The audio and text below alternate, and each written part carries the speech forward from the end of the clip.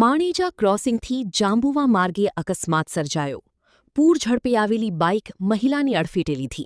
Bike ચાલકે 2 બાળકીઓની પણ અડફેટે લીધી.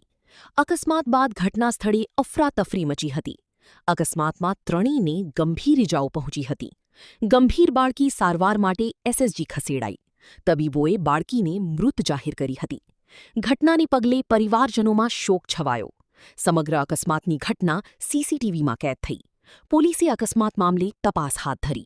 અહીંયા શું બનાવ બન્યો છે? અહીંયા એવો બનાવ્યો કે આ બુલેટ ચાલક છે ને એ ડેપોથી ફૂલ સ્પીડમાં હતો અને અહીંયા ક્રોસિંગ કરતી વખતે એક મહિલાને એક નાની બાળકીને ઝપેટમાં લીધા અને બંનેની હાલત ગંભીર છે અને બાઇક ચાલકની સ્પીડ 100 થી 120 હશે. કે એટલી સ્પીડમાં ગયો છે કટ મારીને કે બાળકીને તો ફૂલ ઈજા છે. બાળકી ગંભીર હાલતમાં છે અને મહિલા બી ગંભીર હાલતમાં છે અને બાઇક ચાલક ફૂલ સ્પીડમાં હતો. તો એ નશાના હાથમાં છે એવું લાગે છે? નશાના હાથમાં તો પોલીસની તપાસનો વિષય છે, પણ આ ભાઈ એટલી સ્પીડમાં હતો ને કે ડેપોથી એની પાછળ આવતો તો એટલી સ્પીડમાં એટલી કટો મારતો તો ગયો કે અહીંયા બિચારા બે જણનો, એક મહિલા અને એક નાની બાળકીનો ભોગ લીધો. મારી છોકરી છે બરાબર કાકા, તમારી છોકરી છે.